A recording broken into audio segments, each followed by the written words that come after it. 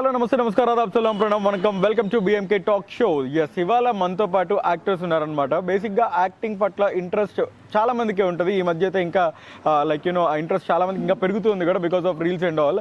కానీ ప్యాషనేట్గా ఇదే మా ప్రొఫెషన్ అవ్వాలి అని చెప్పి చాలా సాక్రిఫైస్ చేసి అంటే కంఫర్ట్ జోన్స్ నుంచి బయటకు వచ్చి చాలా కష్టాలు పడుతూ సినిమాల్లో వాళ్ళని వాళ్ళు ప్రూవ్ చేసుకునే ప్రయత్నంలో భాగంగా ఇప్పుడు మన దగ్గర ముగ్గురు ఆనిముత్యాలు ఉన్నారు.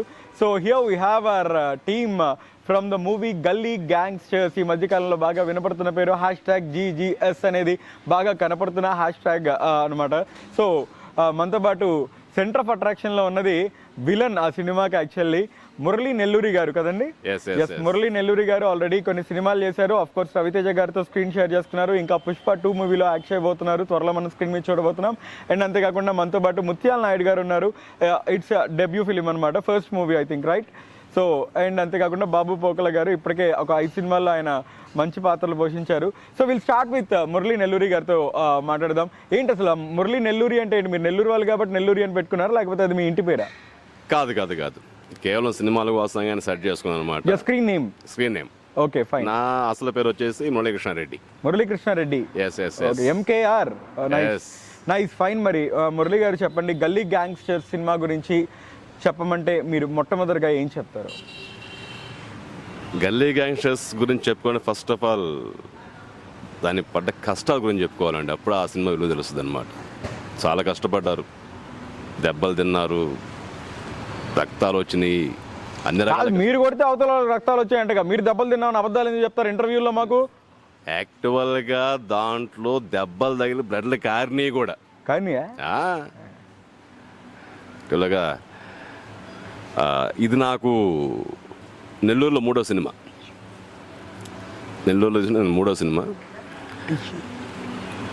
ఫస్ట్ మూవీ జాస్మిన్ చేసాము. తర్వాత మద్రాస్ బస్ స్టాండ్ చేస్తున్న టైంలో వెంకటేష్ ఆ సినిమా కోఆర్డినేటర్ చేశాడు.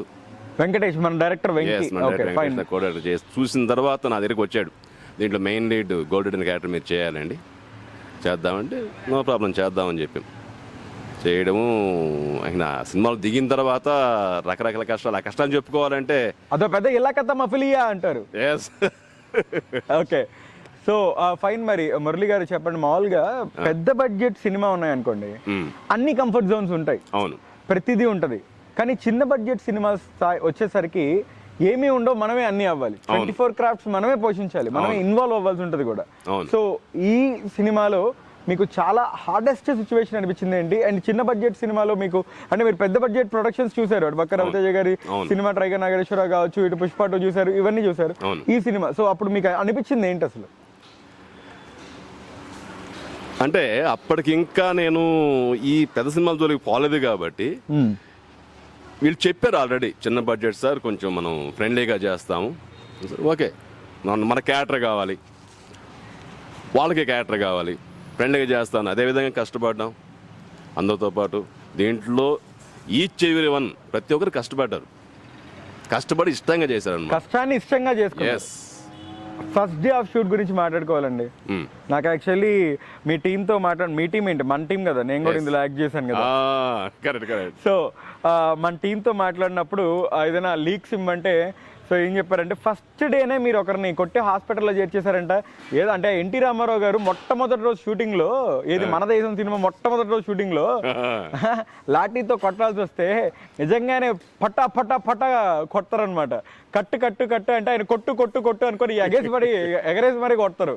సో ఆ రకంగా కొట్టారంట. ఎవరికో చెవు ఏదో ప్రాబ్లం అయ్యి హాస్పిటల్లో చేరి వాళ్ళు బెడ్ రిటర్న్ అయ్యారు. ఏంటి అసలు కథ ఏంటి చెప్పండి? హాస్పిటల్ దాకా పోలేదు కానీ అతను భయపడ్డాడు. యాక్చువల్ జరిగింది ఏంటంటే, వీళ్ళు నా పక్కన ఉన్న గ్యాంగ్లో కొట్టబోతుంటే వాళ్ళు చేయరా పని, ఇట చేస్తే కాదురా ఇటు కొట్టాలి, నేను కొడతా అతను కర్ర తీసుకొని మెడ మీద. అట్లా 2 షాట్లు. ఒక షాట్లో అయితే షాట్ బాగా వచ్చింది, అది ఆ కర్ర పెలుసుగా ఉంది కాబట్టి ఇరిగిపోయింది. రెండోసారి కొట్టే షాట్లో ఆ కర్ర కొన్ని మొక్కలు కొంచెం హార్డ్గా ఉంది, అది తగిలింది అతనికి. జస్ట్ చెవు దగ్గర తగిలింది. అతను భయపడిపోయాడు వాస్తవంగా. కొత్త వాళ్ళు అవడం వల్ల అతను భయపడిపోయి అందరిని భయపెట్టేశాడు వాస్తవంగా. నేను కూడా భయపడ్డాను అని చెప్పాలి. పిండ్ ఆఫ్ సైలెంట్. తర్వాత బాగా నెక్స్ట్ డే కూడా షూట్కి వచ్చేసాడు అతను. Okay okay fine. తగ్గిపోయింది అంత, అప్పుడు హ్యాపీ హ్యాపీ ఫీల్ అయ్యారు. అండ్ మీకు కూడా ఏదో పర్సనల్ గా ఏదో ప్రాబ్లం వచ్చిందంట కదా? వేలు ప్రాబ్లం కాదు సార్, పెద్ద ఇష్యూ అది. యాక్చువల్గా అది లాస్ట్ రోజు సినిమా క్లైమాక్స్ సాంగ్ తీయాలి. మేము వేసిన సెట్ కూడా ఒక రైస్ మిల్లో. వాళ్ళు ఏం చెప్పారంటే ఈ రోజు మొత్తం మీరు కంప్లీట్ చేసి ఖాళీ చేసేయాలన్నారు. ఓకే, లాస్ట్ డే షూట్ అది. అందువల్ల ఉదయం 8 గంటలకు షూట్ స్టార్ట్ చేసి మరుసటి రోజు ఉదయం 8 దాకా కంటిన్యూ షూట్ చేశాను అనమాట. ఎవరు నిద్ర ఏం లేకుండా. ఆ టైంలో రాత్రి ఇంచుమించుగా 1:30. కాదండి, మధ్యలో sorry for interruption, 24 hours continue shoot జరిగిందా? Cameraman, lighting department, director team అందరూ 24 hours. నేను చెప్పాను కదా కష్టపడి చేశారని చెప్పాను, ఎగ్జాంపుల్ ఇది. Okay, please continue. ఆ టైంలో యాక్చువల్గా హీరో నాకు మెడకి గుడ్డేసి లాక్కపోయి ఒక బ్యారెల్కి తలతో కొట్టాలి. ఆ బ్యారెల్లో 200 లీటర్ల బ్యారెల్ నీళ్లు ఉన్నాయి ఫుల్గా.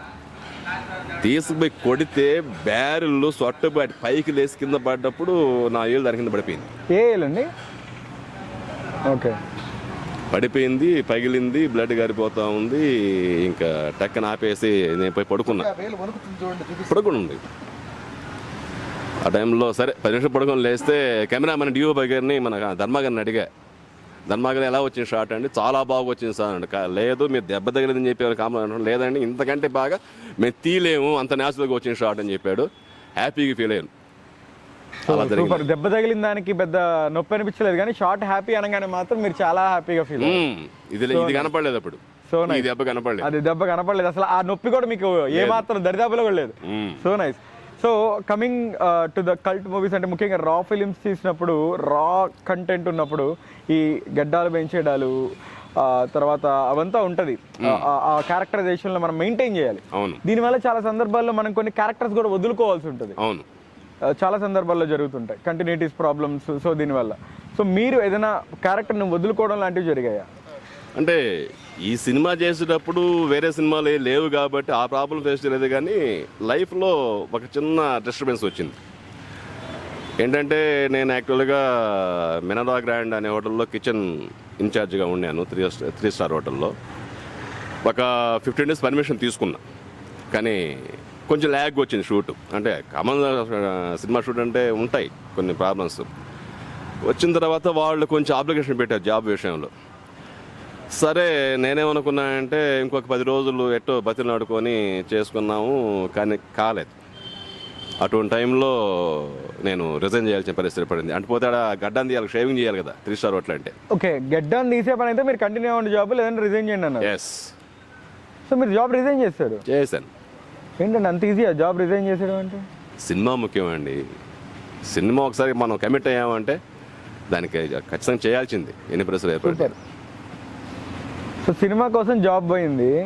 సినిమా నుంచి నాకు తెలిసి లో బడ్జెట్ సినిమా కాబట్టి డబ్బులు రావు. అవును. ఇంకా పైపెచ్చు కాస్ట్యూమ్లకి అది ఇది పెట్రోల్ ఖర్చులు అవి ఇవి మనమే పెట్టుకోవాల్సి ఉంటుంది. సర్వైవల్ ఎలా అండి? మీకు మ్యారేజ్ అయింది, ఫ్యామిలీ. యాక్చువల్గా నేను సరే ఇంకొక నెలలో అయిపోద్ది కదా, నేను ఎండి దగ్గరికి పోయినా సరే నేను ఏదో బతినాడుకొని జాబ్లో జాయిన్ అవుదాం అనుకున్నా, కానీ కుదరలా. ఫైనాన్షియల్గా బాగా స్ట్రగుల్లో ఉన్నాను. ఇంకా ఆలోచించి రిజైన్ చేసి ఆ పిఎఫ్ డ్రా చేసుకొని దాంతో కొంచెం సర్వే అనమాట. ఓకే, నిజంగా చాలా పెద్ద టాస్క్ అది. సో ఇప్పుడు ఎలా, ఆల్ ఓకేనా? All everything okay? పర్లేదు, ఇప్పుడు ఆల్ గుడ్. క్యారెక్టర్స్ మంచిగా పడుతున్నాయి. అప్కమింగ్ మూవీస్ ఎక్కడెక్కడ చూడొచ్చు మిమ్మల్ని మేము?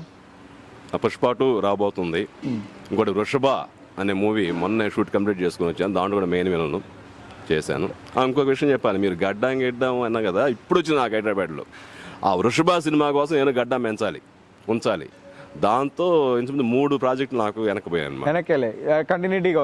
అవును, జరిగింది. ఇక్కడ జరిగింది అనమాట. ఇక్కడ జరిగింది, ఇప్పుడు జరిగింది, అక్కడ జరగలేదు, ఇప్పుడు జరిగింది. Okay, nice.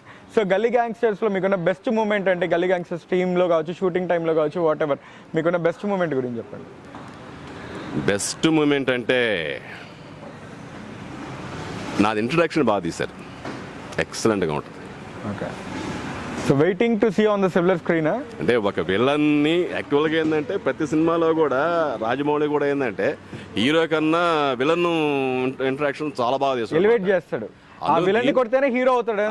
అందుకని దీంట్లో విలన్ ఇంటరాక్షన్ కానీ బ్రహ్మాండంగా హీరో కన్నా ఎక్సలెంట్ తీశారు అనమాట. అయితే మా డైరెక్టర్ని మీరు రాజమౌళి గారితో పోల్చేశారు అయితే? రాజమౌళి పోల్చడం కాదు, అంతకు మించి అని చెప్తారా? అంతకు మించే. ఎందుకంటే అతనుకున్న ఇతనికి గాని ఉంటే తమ్లైన్ ఇదే పడతాయా? నాకు అర్థమైపోయింది, రాజమౌళికి మించిన దర్శకుడు రాబోతున్నాడు. ఇదేనా తమ్లైన్?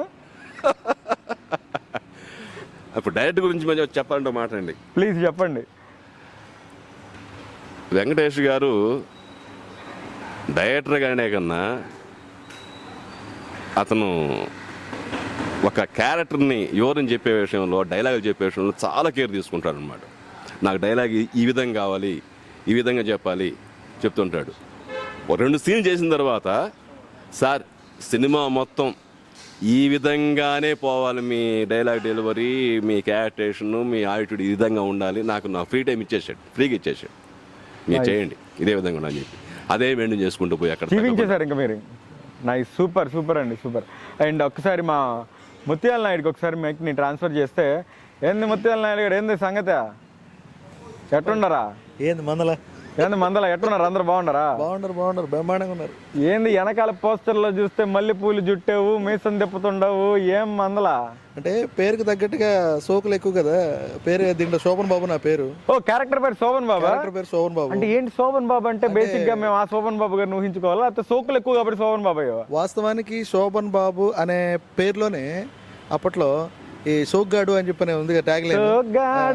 శోభన్ బాబు అని పేరు పెట్టుకుంటారా సోకులు లేకపోతే ఇలాగా? సో మరి సోకులేనా ఇంకా ఏమైనా చేసావా? అదే తెర మీద చూస్తారుగా, తెర మీద చూడాల్సిందేనా? చెప్పడానికి ఏముంది. సో మరి ఏంటి మూవీ ఎక్స్పీరియన్స్ అంటే గల్లీ గ్యాంగ్స్టర్స్ తో అసలు అవకాశం ఎలా వచ్చింది? యాక్ట్లో నేను న్యూస్ రీడర్గా జాబ్ చేస్తున్నాను. జాబ్ చేస్తున్నప్పుడు అక్కడ రాజేష్ త్రూగా వచ్చిందనమాట ఈ ఆపర్చునిటీ. రాజేష్ వచ్చేసి డైరెక్టర్ గారి ఫ్రెండ్.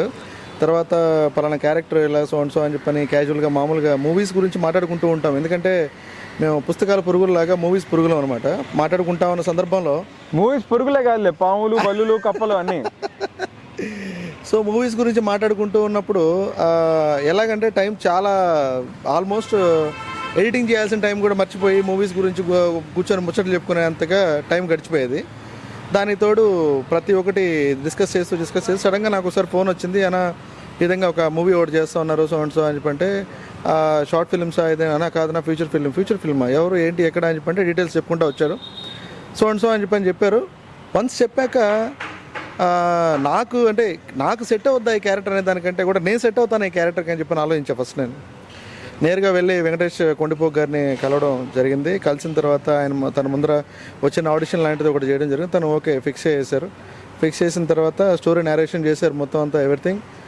సో నాకు చెప్పాలంటే మూవీ తీయడం అని చెప్పి అనేది చాలామందికి ఒక హాబీ, చాలామందిలో నేను హాబీ చూశాను కానీ ప్యాషన్ చూడలేదు. చాలా రేర్ కేసు అనమాట. అలాంటిది వెంకటేష్ గారు ఆ మూవీ గురించి నాకు చెప్తున్నప్పుడు నాకు కొంచెం ప్యాషన్ కనిపించింది. అంటే ఎలాగ అంటే నాకు ఏదైనా ఇప్పుడు అంటే కొంతమంది ఉంటారు వర్క్ ఏదైనా ఒకటి వాళ్ళకి కనుక ఇస్తే వాళ్ళు ఆ వర్క్ని చేస్తే నీట్గా చేస్తారు, లేకపోతే అసలు చేయడం మానేస్తారు. అలా అనమాట.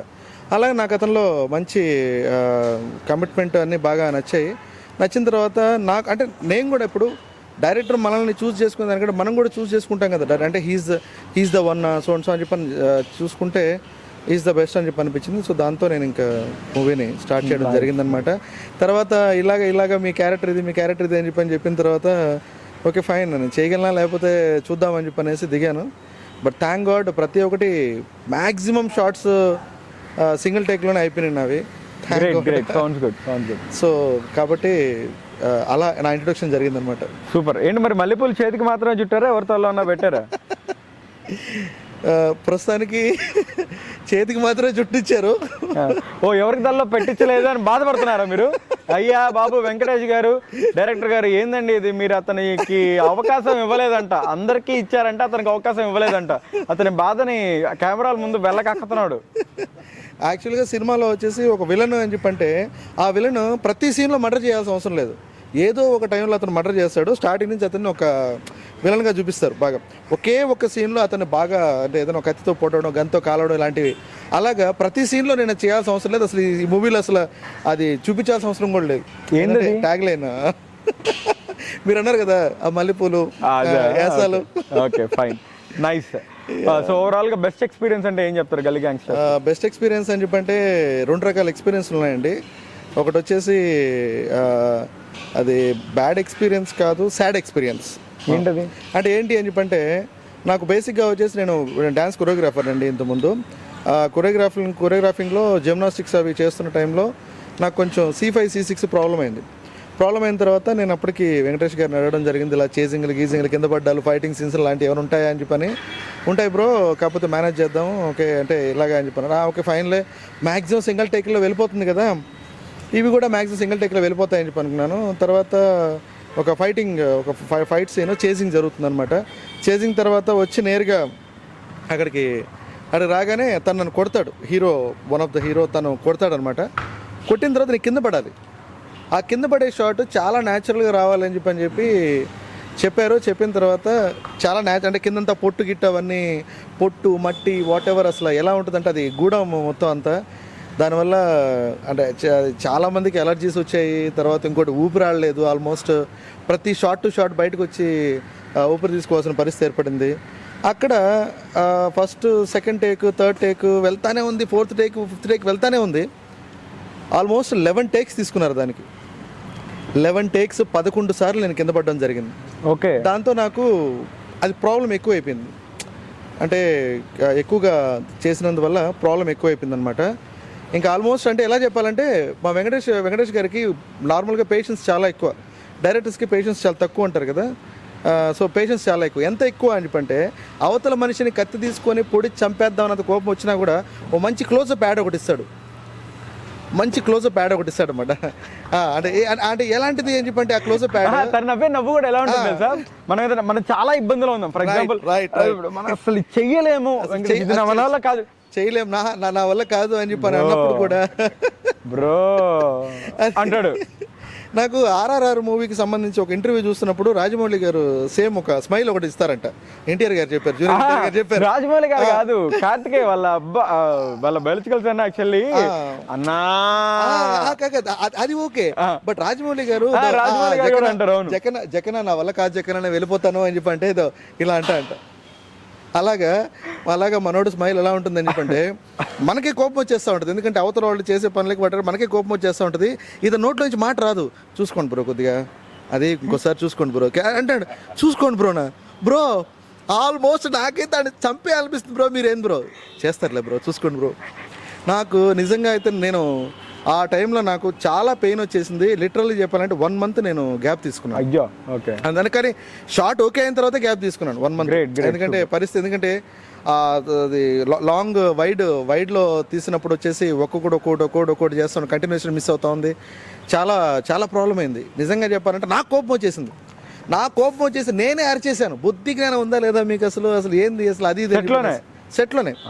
ఎందుకంటే మొదటి సినిమాలోనే నువ్వు ఇంత బర్స్ట్ అవుతున్నావు అంటే నీకు 10 సినిమాలు 20 సినిమాలు హిట్ పడ్డాక 11 సార్లు టేక్ చూడండి. మళ్ళీ అదో మీకు ఒక విషయం చెప్పిన, సినిమాల్లో కింద బెడ్ లాంటిది వేసి దానిపైన ఇవన్నీ వేస్ట్ చేస్తారు కదా, ఇక్కడ అవన్నీ ఏం లేవు బ్రో. లో బడ్జెట్ అండి, అదేనండి లో బడ్జెటే. ఈ లో బడ్జెట్ అన్నప్పుడు మ్యాక్సిమం సింగిల్ టేక్ లో ఎక్స్పెక్ట్ చేస్తాం కదా, single take, double take, triple take, పోనీ 4 టేకులు 11 టేకులు అని చెప్పి అనిన తర్వాత నాకు బాగా ప్రాబ్లం అయిపోయింది. ఇప్పుడు RRR లాగా 11 టేకుల తర్వాత సింగిల్ ఫస్ట్ టేక్ ఓకే చేసుకున్నారా? Thank God. అది మాత్రం అది 2వ టేక్ 3వ టేక్ ఓకే కానీ చేస్తుంటే మాత్రం నేను అసలు ఇంకా అది దండయాత్ర, ఇది ముత్యాల నాయుడు దండయాత్ర చేసేవాళ్ళు. అహనా పెళ్ళంట సినిమాలో సుత్తి వీరభద్రరావు గారు చొక్కా చింపుకున్నట్టుగా చింపుకునేవాడు నేను అప్పుడు. Nice, very nice experiences. So ఇదండి sad experience. So good experience విషయానికి వస్తే పర్ఫెక్షన్ చాలా ఇంపార్టెంట్ కదండి ప్రతి ఒక్క మూవీకి పర్ఫెక్షన్. కొంతమంది అంటే నేను కొన్ని షార్ట్ ఫిల్మ్స్ చేశాను, కొంతమంది దగ్గర ఆల్మోస్ట్ చిన్న క్యారెక్టర్స్ షార్ట్ ఫిల్మ్స్లో వర్క్ చేసిన తర్వాత కొంతమంది ఈ మూవీ ఎలాగైనా అయిపోవాలి అని చెప్పని తీసిన వాళ్ళు చాలామంది ఉన్నారు. నాకు ఆ షార్ట్ ఎలాగలా చుట్టేసేయాలి. అండ్ ఇంకోటి నాకు ఆ షార్ట్ నాకు వాళ్ళు మానిటర్లు వేసి చూపిస్తున్నప్పుడు ఇది బాగోలేదు కదా అనిపిస్తుంది అనమాట. సో నేను ఒక్కడిని ఇలా ఆలోచిస్తున్నానా, లేకపోతే వీళ్ళందరూ ఇలా ఆలోచిస్తున్నారు, అలా ఆలోచించే వాళ్ళు ఎవరు లేరా, లేకపోతే నాకే ఇలా అనిపిస్తుందా అని చెప్పి అనుకునేవాడిని. నాకు గుడ్ ఎక్స్పీరియన్స్ అదే మళ్ళీ చెప్పాలంటే వెంకటేష్ గారు అలా ఆలోచించారు. నేను ఫుల్ సాటిస్ఫైడ్ అనమాట. ఏంటంటే వెళ్ళి కెమెరాల మానిటర్లో చూసిన తర్వాత అది బాగా నా మనసులో నేను బాగా వచ్చింది, ఇది బాగుంది అని నేను ఎవరికి చెప్పలేదు, ఇది బాగలేదు అని నేను ఎవరికి చెప్పలేదు. కానీ వెంకటేష్ గారు వచ్చేసి ఓకే ఈ షాట్ ఓకే బాగుంది అనిపించినప్పుడు నాకు అదే అనిపిస్తుంది అనమాట, ఓకే ఈ షాట్ బాగుంది అని చెప్పని. సో జస్టిఫైడ్ అంటే జనాలు చూసే వాళ్ళకి ఏదైనా సరే క్లారిటీగా పర్ఫెక్ట్గా చూపించాలి అని చెప్పని ఒక పర్సన్తో నేను వర్క్ చేస్తున్నాను అని చెప్పని గుడ్ ఎక్స్పీరియన్స్. యా నిజంగా అది మాత్రం సూపర్ అసలు. Nice so sweet. అన్ని మెమరీస్ షేర్ చేసుకున్నారు చక్కగా. మాట్లాడే అవకాశం నాకు కూడా ఇవ్వలేదు, మొత్తం ఆయన మాట్లాడేశాడు. ఓకే, ఒకసారి మైక్ని మా బాబు పోకలా గారికి. సో హాయ్ బాబు అన్న, ఎలా ఉన్నారు? హాయ్, అందరికీ నమస్కారం. సో మన నెల్లూరు వాళ్ళకి పరిచయం అవసరం లేని పర్సన్ అనమాట. ఇప్పటి నుంచి కాదు, ఎప్పటి నుంచో కళారంగంలో ఉన్నారు. సూపర్ సీనియర్ అని కూడా చెప్పొచ్చు. అయినా కానీ యంగ్స్టర్గా ఎలా ఉంటారో నాకైతే ఇప్పటికీ అర్థం కాని పాయింట్ అది. స్టార్గానే ఉంది, రంగులు వేస్తే అందరూ అదే ఉంటారు. రంగేశారా? చెప్పేశారు. రంగులమయం, రంగులు లేకపోతే అందరు ముగ్గు డబ్బాలు కనిపిస్తూ ఉంటాయి. సరే ఓకే, చెప్పండి. మీకు ఇది ఎన్నో సినిమా? మన నెల్లూరులో జరుగుతున్న సినిమాలు కావచ్చు, మీరు యాక్ట్ చేసినట్లు ఎన్నో సినిమా? యాక్చువల్లీ ఇది 5వ సినిమా నాకు. 5వ సినిమా. సో ఎలా వచ్చింది అసలు మీకు అవకాశం, చెప్పండి. మద్రాస్ బస్ స్టాండ్ ఈ మూవీకి క్యారెక్టర్ చేస్తున్నాను, దానిలో ఒక లీడ్ క్యారెక్టర్. డైరెక్షన్ డిపార్ట్మెంట్లో వెంకటేష్ కొండిపోగు కొన్ని రోజులు చేశారు. ఆయన చేసే విధానంలో అప్పుడే చూసేవాడిని ఆయన వర్షను. అదే చూస్తా, సెట్కి వస్తాడు, చూసేసి ఏం కాదు ఏం చెప్పినా సైలెంట్, చాలా సైలెంట్. ఆ పిక్చర్ అయిపోయిన సందర్భంలోనే ప్రీ ప్రొడక్షన్ జరుగుతుంది. ఆల్రెడీ ఈయన ఎప్పటి నుంచి పెట్టుకున్నాడు, ప్రాజెక్ట్ అయితే ఒకటి పెట్టుకున్నాడు. బ్యాక్గ్రౌండ్ వర్క్ చేస్తున్నాడు బేబత్సంగా, ఫైల్ బండిల్స్ అంటారు కదా, అంతా ప్రిపేర్ చేసి అన్న మీరు ఒక క్యారెక్టర్ చేయాలన్నది. తప్పకుండా చేస్తానండి అంటే ఒక ప్యాడింగ్ ఆర్టిస్ట్ని పెట్టుకున్న క్యారెక్టరు నా మీద నమ్మకంతో నాకు ఇవ్వడానికి కారణం ఏదో కానీ సెట్స్లో చూసిన విధానం ఏదో తెలియదు. అంత మంచి అవకాశం ఇచ్చారు. Thanks to Venkatesh Kondipogu. అలాగే ఈ ప్రొడ్యూసర్ గారికి మా తరఫున ప్రత్యేకంగా యశోవర్ధన్ గారికి కృతజ్ఞతలు తెలియజేసుకుంటాను. అంటే మనం టోటల్గా మీరు నేను చేసిన క్యారెక్టర్ జమానేసి ఒక 12-13 సంవత్సరాలు అవుతుంది అనుకుంటా. ఒక చిన్న పయనం అనే దాంట్లో చేసాము. పైన అక్కడి నుంచి స్టార్ట్ చేసాం మనం. సో ఈ సినిమాలో ఫైనల్గా మన ఇద్దరు కాంబినేషన్ ఉంటుంది. సో ఆ స్క్రీన్ చూస్తేనే బాగుంటుందని నా ఉద్దేశం. అంటే ఇక్కడ చేసిన వాళ్ళందరితోటి కోఆర్డినేషన్ ఫస్ట్ టైం ముత్యాల గారితో, నేను చెన్నై గారితో ఈ ఎక్స్పీరియన్స్ కూడా చేతులు అంటే వాసన చూస్తుండేవాడు. ఆ వాసన వచ్చే పూలు పెట్టుంటే ఇంకెట చూస్తుండేవాడు. కానీ ఆర్టిఫిషియల్ని అంత వాసన చూసాడంటే దాన్ని నిజమైన అయితే లోపలికి జీర్ణించేసుకునే. అదే విధానంలో మా బావగారు మురళీకృష్ణారెడ్డి గారు మద్రాసు బస్ స్టాండ్ ఈ మూవీ నుంచి మా ఇద్దరి కాంబినేషను జరుగుతూ వస్తుంది. ఈ విధానంలో ఈయన కట్టె తీసుకుని ఒకళ్ళని కొట్టాడంటే బ్లాక్ బస్ స్టాండ్ అంటే మద్రాసు బస్ స్టాండ్ మూవీలో కూడా ఒక ఎస్ఐ క్యారెక్టర్ని ఈయన కొట్టే సీన్ ఒకటి, కత్తితో నరికే సీన్ ఒకటి చూపిస్తారు. అది ఎలా అయిందో ఫస్ట్ ఎక్స్పీరియన్స్ గల్లీ గ్యాంగ్స్టర్స్లో ఫస్ట్ డే ఇతని డెన్లో అతన్ని కొట్టే సీన్లో నేను ఒక లొకేషన్లో చూస్తున్నా. సేమ్ షాట్ సేమ్ పడిపోయాడు అతను. సో అక్కడ అట్ట జరిగిందో ఇక్కడ అదే సీను. అంటే ఈయన కట్టె తీస్తే బ్లాక్ అసలు సైలెంట్ అయిపోవాలండి లొకేషన్. అయితే ఈయన డెన్లో వచ్చిన వాళ్ళందరూ అప్పటికి మన లాక్డౌన్ విరమించి ఒక 2-3 నెలలు ఏదో గ్యాప్ వచ్చింది. ఈ గ్యాప్లో ఒకళ్ళిద్దరిని పెట్టేమైనా చేశారు ఆ డైరెక్టర్ గారు. కొత్త వాళ్ళైనా కూడా 100 మందిలో. అంటే ఇక్కడికి వచ్చే లోపల సినిమా అనగానే ఒక ఇంట్రెస్ట్, ఆ సైడ్ ఎక్కడ నిలబడినా సరిపోద్దని ఒకరోజు వస్తారు, 2వ రోజు లోపల కంటిన్యూటీలు మిస్ అయిపోయాయి. సో వాటిని మేనేజ్ చేసుకుంటూ ఆ సెట్ మొత్తం ఇక్కడ టోటల్గా ఈ మూవీలో అంతటికి ఇద్దరు సీనియర్ సిటిజన్స్. అది మీ ఇద్దరమే. ఆ డెన్లోకి వచ్చిన ప్రతి ఒక్కరు రైస్ మిల్లు చిన్న ఆ ఊక వల్ల వచ్చిన వాళ్ళు 1 రోజు 2 రోజులు షూట్ చేశారంటే 3వ రోజు ఫీవర్తోనో ఇట్లా ప్రొలాంగ్ అయిపోయింది, చాలా లేట్ అయిపోయింది. సో ఇక్కడ ఆ సెట్ని అట్నే కంటిన్యూ చేస్తూ వెంకటేష్ గారు అయితే ఒక షాట్ చూసినాను, ధర్మా గారి సై ముందు చూసేవాడిని అనమాట, కెమెరామ్యాన్ గారు డిఓపి గారితో. చూడగానే ఆయన ఏంటి ఇక్కడ దాకా మాస్క్ పైన ఒక ఎక్స్ప్రెషన్ పెట్టేసి నాకు ఎక్స్ప్రెషన్ తెలిసేది కాదు. ఆయన సైలెంట్ ఉండి ఏమి 1 మోర్ కూడా చెప్పడం లేదు. ఏంటంటే సరిపోతుంది లేను చెప్పవా, సరిపోతుంది లేనని ఒకటైనా చెప్తే 1 మోర్ అయినా చెప్పవా అయినా చేస్తా అంటే ఆ ఓపిక ఏదో 10-10:30 అయినా కూడా అదే సహనం అదే మెయింటైన్ చేస్తాడు. ఎట్లా కొల పెట్టుకొని వస్తాడే ఏందో మనది. ఇట్లా ఓవర్ నైట్ సీన్లు ఉన్న పెద్ద పెద్ద కార్లు ప్రొక్లైనర్ తీసుకొని వచ్చి రెంట్కి ఒకళ్ళు ఉండేవాళ్ళు. కానీ ఈ సినిమాల్లో అంతకన్నా ఎక్విప్మెంట్, భారీ ఎక్విప్మెంట్ ఒకటి కానీ అతను వెయిట్ చేస్తూ ఉన్నాడు, మీరు కానిస్తే నేను వెళ్ళిపోతానని. ఆ రిక్షాని ఎక్కడ తీసుకుని వచ్చాడో ఆ రిక్షా అతన్ని వెతికి పట్టి అతన్ని కంటిన్యూ ఆయన వెళ్ళిపోతాడేమో ఆయన ఒక పక్కన పెట్టుకొని, ఎంత తెల్లవారుజామున షూట్ అయినా కూడా అదే మెయింటెనెన్స్, విసుగు అనేది లేకుండా మాలాంటి వాళ్ళకి పొద్దుపోయినా కూడా అన్న అయిపోయిందన్నా వెంటనే. ఇతనితో పాటు రామ్ అనే ఒక అతను ఉండేవాడు. వీళ్ళిద్దరు కలిసి అసలు ఆ ముసలోళ్ళతో కుర్రోళ్ళతో మమ్మల్ని కూడా ఏకం చేసేసారు అసలు సెట్లో. అంత ఫ్రెండ్లీగా ఉన్న వాళ్ళందరూ వచ్చి అదే అందరూ ఫుల్ సాటిస్ఫాక్షన్ అనమాట. కష్టం అనేది పక్కన పెట్టేసి అందరూ ఇష్టపడి చేశారు. అదే అవుట్పుట్ బయట వచ్చింది. అంటే లోకల్ స్టాండర్డ్ అనేది లేకుండా పర్ఫెక్ట్ ప్రొఫెషనల్ మూవీ లాగా ఇది బయట వచ్చింది. నాకైతే ఫుల్ దీని గురించి బాగా ఎక్సైట్మెంట్ ఉంది.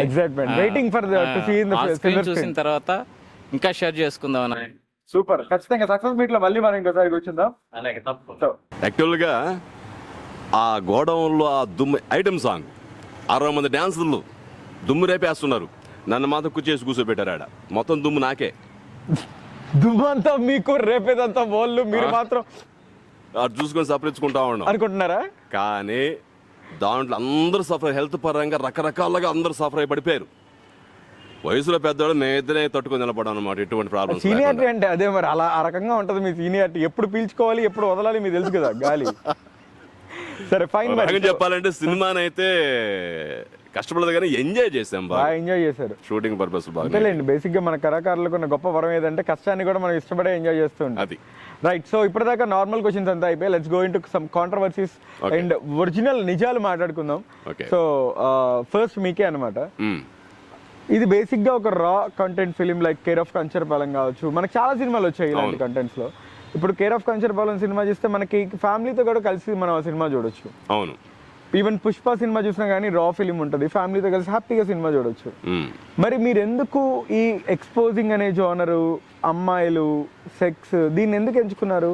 కమర్షియల్ యాంగిలా, డబ్బులు చేసుకుందామనా, లేదా సినిమా తీయడం చేత కాకనా? ఆ ట్రైలర్లో కూడా ఓపెనింగ్ మీ సీనే ఇది ఎందుకు? నా సీన్లు కూడా అయ్యేందుకు పెట్టారు నాకు అర్థం కాదు. స్టోరీకి సంబంధం ఉంటే ఆ సీన్ చేయాలి, తప్పదు. అదే నా పర్సనల్గా చేయాలని ఉద్దేశం కదా. ఎందుకంటే ఆల్రెడీ అడిగాడు నన్ను డైరెక్టర్ గారు, సార్ దీంట్లో స్టార్టింగ్ లోనే చెప్పారా? చెప్పారు, ఈ విధంగా ఉంటాయి సార్ సీన్లు, మీరు చేస్తారా అని అడిగా. అంటే మీకు ఇష్టమైన, నాకు ఇష్టమైనది బాబు, మీ స్టోరీకి అవసరం అయితే చెయ్యాలి, తప్పదు. యాక్టర్ అయిన తర్వాత చేద్దాము, నో ప్రాబ్లం, నా పక్కన ప్రాబ్లం ఏమన్నా చేద్దామని చెప్పాను. అందువల్ల చేయాల్సి వచ్చింది. అంతేగాని నాకు ఇష్టపడి నాకు అదొక సీన్ కావాలని చెప్పి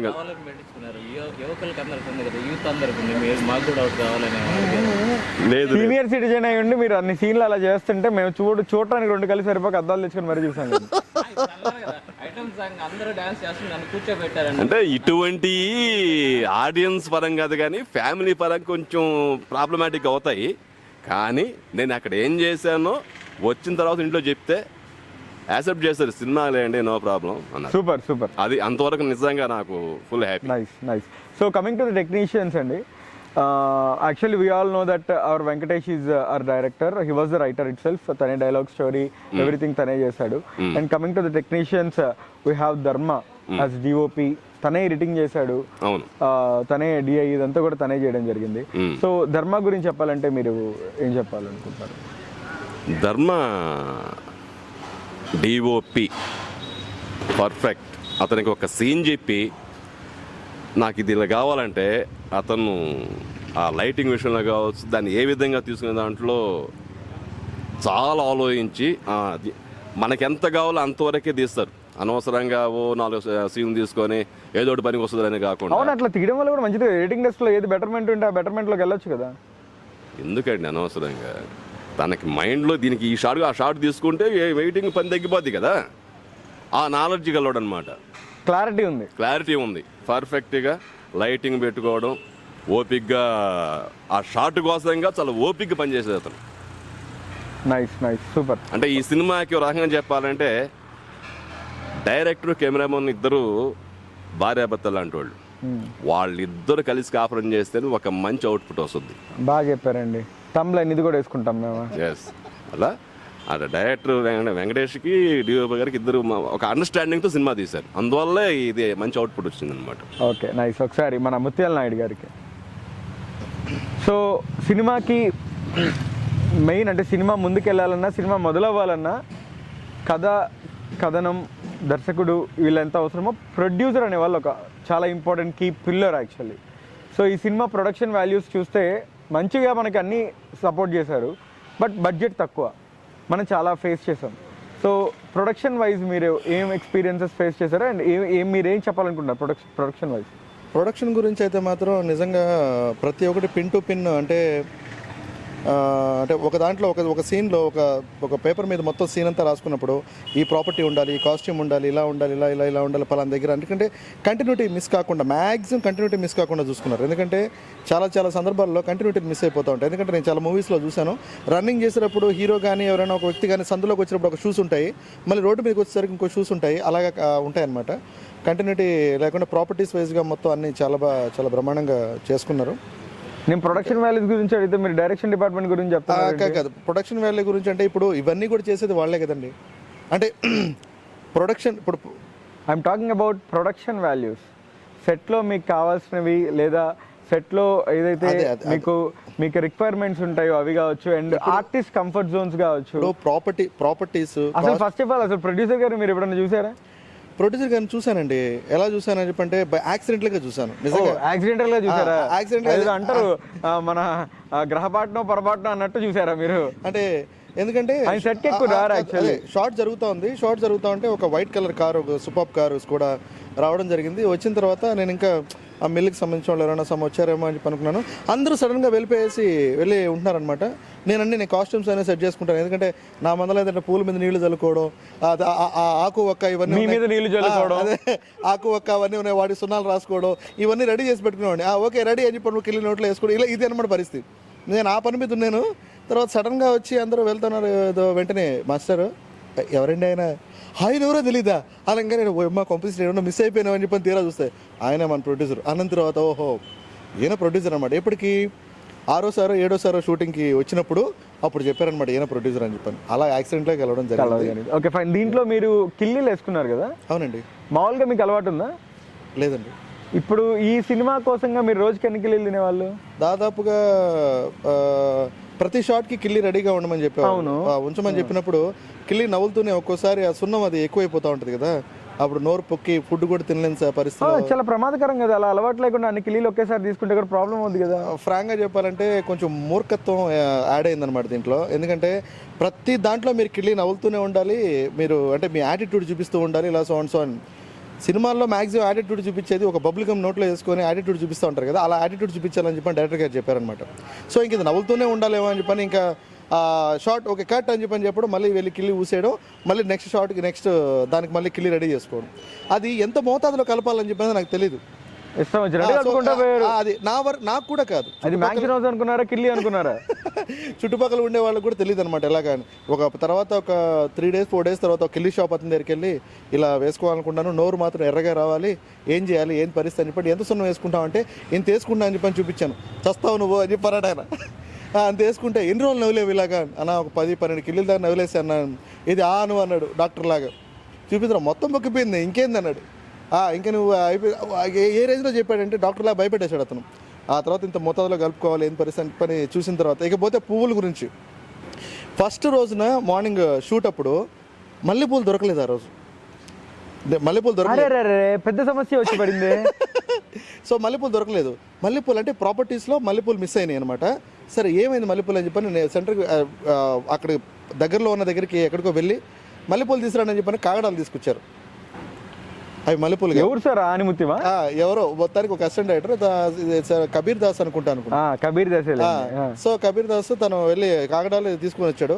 ఈ మల్లెపూలు కావే అన్న, మల్లెపూలు అనుకుని స్మెల్ చూసేయండి అన్నారు. సో ఇందాకన్నా బాబు పోగల గారు అన్నారు కదా, ఆయన వాసన రాకపోయినా కూడా ఆ ఎక్స్ప్రెషన్ బాగా, అసలు మ్యాటర్. సో వాసన రాకపోయినా కూడా బాగా స్మెల్ చూసారని చెప్పి అన్నారు కదా, స్మెల్ చూడాల్సి వచ్చింది. సో ఇంకా ఇందాక మీరు ప్రొడక్షన్ గురించి అడిగారు కదా, నేను ప్రొడక్షన్ గురించి అదే చెప్పాను, కాకపోతే కొద్దిగా డైవర్ట్ అయింది. మ్యాటర్ ఏంటంటే ప్రొడక్షన్కి సంబంధించి ప్రాపర్టీస్, కాస్ట్యూమ్స్, తర్వాత సెట్లో ఉన్న ఇవన్నీ ఎలాగ ఏందని చెప్పని చూసుకోవడానికి 3-4 రెస్టారెంట్ డైరెక్టర్లు ఉన్నారండి. ఈ ప్రొడక్షన్ విషయానికి వచ్చినప్పుడు ఒకటి ఉంటే ఒకటి ఉండదు, ఒకటి ఉంటే ఒకటి మిస్ అయిపోతూ ఉంటుంది. చిరంజీవి గారు ఏదో మూవీలో ఇది ఖైదీ నెంబర్ కాదు ఇది అనుకుంటాను రైట్, ఖైదీ నెంబర్ 150 నో కాదు అది ఈ రీసెంట్గా వచ్చిన మూవీ చిరంజీవి గారిదా? Yeah, చిరంజీవి గారి సినిమాలే మర్చిపోయి సినిమాల్లో యాక్ట్ చేయడానికి వచ్చారా మీరు? no. చిరంజీవి గారి రీసెంట్ సినిమా, చిరంజీవి ఫ్యాన్స్ ఎవరైతే ఉన్నారో కింద కామెంట్ చేయాలి. ఇతను చిరంజీవి గారి సినిమాలే మర్చిపోయాడంట. ఈ విషయాన్ని చిరంజీవి గారి ఫ్యాన్స్ గా నేనైతే ఖండిస్తున్నాను. అంటే ఏ మూవీలో అంటే ఆయన వేరుశెనగ పప్పు తిని ఆ పొట్టుని ఉఫ్ఫని ఊతారు. దాంతో పాటు రవితేజ గారు కూడా ఉంటారు కదా, ఇప్పటికే ఆయన మీకు గుర్తు రాలేదా? వాల్తేరు వీరయ్య, రైట్. అబ్బా, లేకపోయి ఉంటే ఇక్కడే గొయ్యి ఏమైనా తవ్వదామని ప్లాన్ చేస్తున్నారు. యాక్చువల్ చెప్పాలంటే చిరంజీవి గారి నార్మల్గా చిరంజీవి గారు సంవత్సరంలో 2 సినిమాలు, ఒక సినిమా అప్పుడు తీసేవాళ్ళు కదా, అలాగా పేరు గుర్తుంది. సంవత్సరంలో ఈ మధ్య కుర్రాళ్ళ కంటే కూడా ఎక్కువగా భయంకరంగా ఫుల్ ఎనర్జీతో ఆయన సంవత్సరానికి 3 సినిమాలు రిలీజ్ చేస్తున్నా సరే కొద్దిగా కన్ఫ్యూజ్ అయ్యాను. ప్లీజ్ ఏమనుకో చిరంజీవి గారు, ఏమనుకోవద్దండి. బతికిపోయారు, ఓకే ఫైన్. సో వాల్తేరు వీరయ్యలో అది పొట్టు అంటే ఆ వేరుశెనగ పొట్టు తీసుకొని వెళ్ళి ఊదేటప్పుడు ఆ పొట్టు ఎస్పెషల్లీ వీళ్ళు మిస్ అవుతారేమో ప్రొడక్షన్ వాళ్ళు అని చెప్పని వాళ్ళ ఇంట్లో పనాకి చెప్పి మరీ తీసుకొని రావడం, పొట్టు అది ఒక ప్యాకెట్లో కట్టుకొని తీసుకురావడం జరిగిందని చెప్పన్నారు. అలాగా సెకండ్ డేకి థర్డ్ డేకి షూటింగ్ అప్పుడు ఒక క్లారిటీ వచ్చేసింది. ఏం వచ్చేసిందంటే చిన్న ఎలిమెంట్స్ ఏవైతే ఉన్నాయో మిస్ అయినప్పుడు షూటింగ్ ఒక్కరితో మీద డిపెండ్ అయ్యేది కాదు కదా, అందరి మీద డిపెండ్ అయ్యేది. చాలామంది వాళ్ళ ప్రోగ్రామ్స్ అన్ని పెట్టుకొని వచ్చుంటారు. ఇది మిస్ అవ్వకూడదు అని చెప్పి ఆ చిన్నవన్నీ మేము అరేంజ్ చేసుకునేవాళ్ళం. మ్యాక్సిమం ప్రతి ఒక్కటి మల్లెపూలు, ఆకులు, ఒక్కలు ఇవన్నీ కూడా నేనే తెచ్చుకునేవాడిని. అంటే ఎక్కడ మిస్ అది తెచ్చారా అనుకుంటా. కాస్ట్యూమ్స్ మొత్తం అంతా నేనే రెడీ అయ్యేవాడిని. మీరు అన్నారు చూసారా రింగు సోకులు అని చెప్పి అన్నారు కదా, ఆ రింగు రావడానికి నేను చాలా పాటలు పడేవాడిని. రింగ్ బాగా తిప్పారు ఇది ఓవరాల్గా. సో అలాగా ప్రొడక్షన్ వాల్యూస్ తీసుకుంటే చాలా బాగానే చేశారండి. నిజంగా ఏది కూడా లోటు చేయలేదు. యా, ఒకసారి బాబు పోకల గారికి అన్న, ఈ సినిమా విషయానికి వస్తే మీరు ఆల్మోస్ట్ మీ సినిమా మొత్తం మీరు తాగే ఉంటారా? కంటిన్యూ 99 నిజంగానే తాగారంటగా?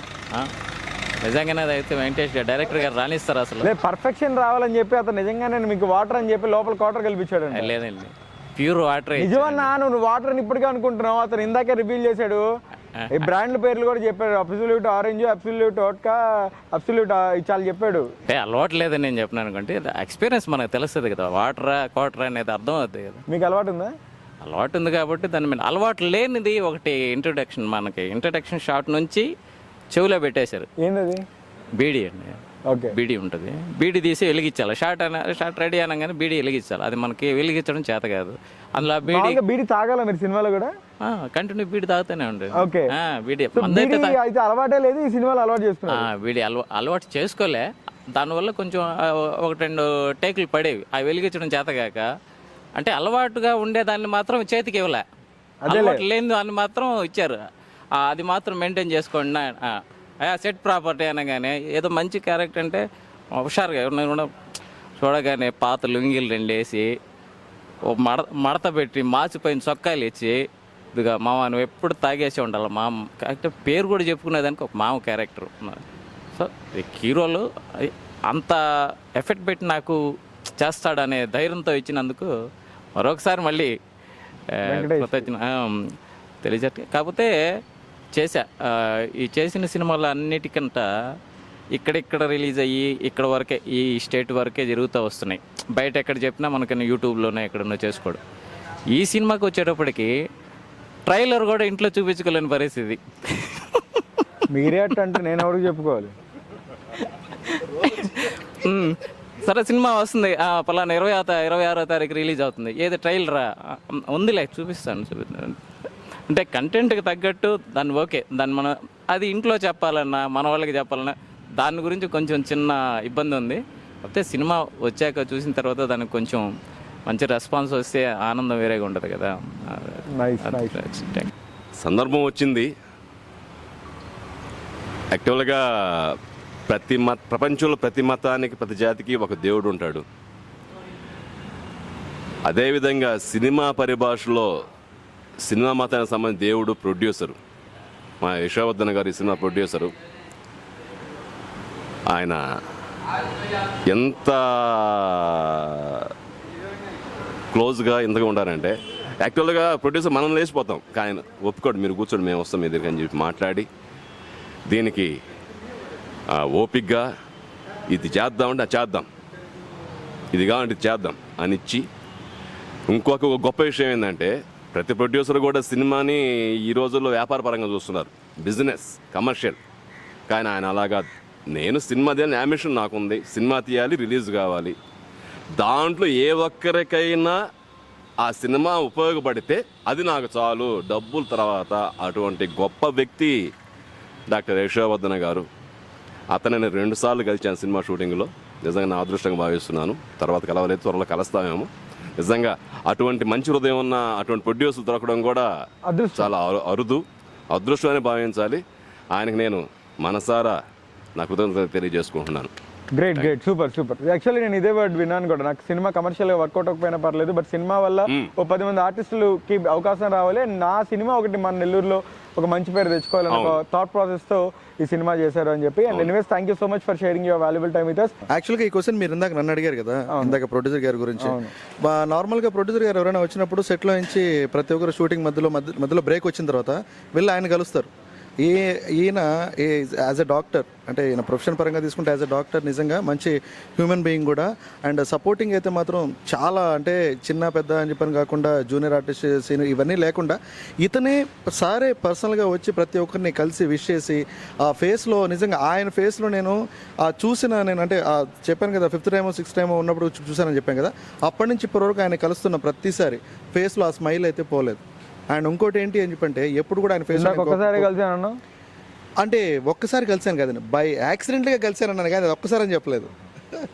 సో ఆ విధంగా తర్వాత ఆర్టిస్టులు అని చెప్పంటే ఎనలేని ఆయనకి మా మంచి రెస్పెక్ట్. అండ్ ఇంకోటి సపోర్టింగ్ వైజ్గా వస్తే మాత్రం నిజంగా ఒకరు ఎదగాలి అని చెప్పనే ఒక అది దాంతో ఆలోచనతో ఇలాంటి వాళ్ళు ఇంకా ఉన్నారా అని చెప్పనేసి ఒక డౌట్ కూడా క్రియేట్ చేస్తాడు ఆయన. ఎగ్జాక్ట్లీ. సో వాస్తవానికి చెప్పాలంటే ఇందాక అన్నాడు కదా దేవుడు అని చెప్పని, ఆ పదం ఇంకా తక్కువే. నైస్. సో ప్రొడ్యూసర్ గారి గురించి చెప్పాలంటే మాత్రం ఆయన మా అందరికీ నిజంగా దేవుడే.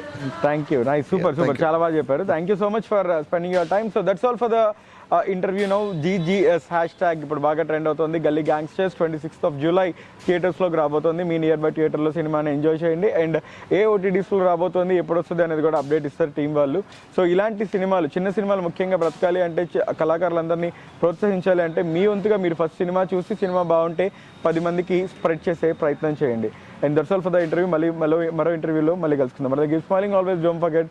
This is BMK signing off.